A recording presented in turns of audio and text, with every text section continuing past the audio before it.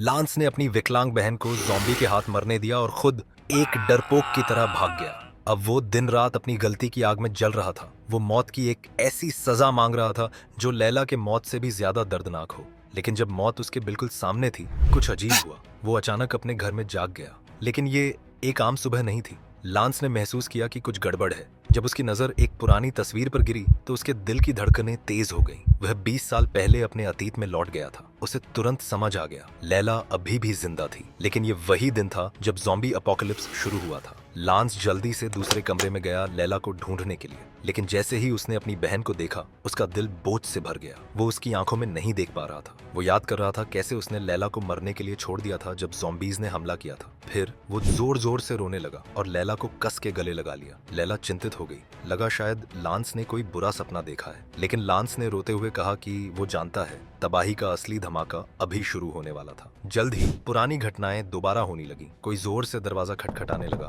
Mrs Elliott, उनकी पड़ोसन, मदद के लिए चिल्ला रही थी। लैला उनकी मदद करना चाहती थी, लेकिन लांस ने उसे रोक दिया। मिसेस एलियट एक ज़ॉम्बी बन चुकी थी। लांस ने एक सेकंड भी जाया नहीं किया। उसने तुरंत छुरा उछाला और मिसेस एलियट को खत्म कर दिया। फिर बधाई हो, तुमने एक ज़ॉम्बी को मार 3 अपोकलिप्स पॉइंट्स कमाए हैं। एक ठंडी रोबोटिक आवाज लांस के दिमाग में गूंज उठी। लांस सख्त हो गया। ये क्या बात है? ये क्या मतलब है? और तभी उसने महसूस किया कि उसके अंदर एक नई ताकत आ रही है, जैसे कोई उसे और ज्यादा शक्तिशाली बना रहा हो। लांस ने उस आवाज के सोर्स को ढूंढने की कोशिश की और तभी उसकी नजर गिरी एक सुपर ज़ॉम्बी पर। आदमी नहीं, एक रक्त प्यासा राक्षस। ज़ॉम्बी ने घूम के लांस पर जानलेवा हमला किया। लांस ने जान की बाजी लगाई, लेकिन उसका दिमाग सिर्फ एक चीज के बारे में सोच रहा था। लैला एक बार फिर मौत के साये में थी। रास्ते पर मौत दस्तक दे रही थी और लांस के दिमाग में कई सवाल घूम रहे थे। क्या वो इस बार लैला को बचा पाएगा? वो अपने पास्ट में कैसे लौट आया? ये सिस्टम क्या है और उसने लांस को ही क्यों चुना?